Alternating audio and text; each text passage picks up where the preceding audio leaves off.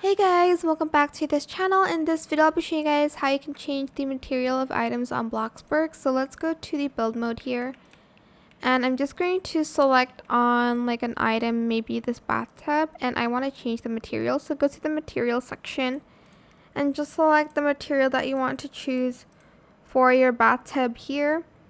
There are a lot of options that you can choose from. I do kind of like this one, but maybe in a different color. Okay, that doesn't look good. I'll just select the white one. And then once you are done selecting the material that you want, make sure you hit the checklist button here.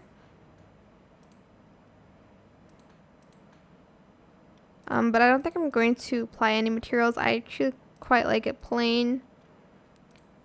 But yeah, that is it for this video. I hope it was helpful for you guys. Don't forget to like, comment, share, and also subscribe to this channel if you haven't done that already. If you have any more questions about this video, just leave it in the comment section down below.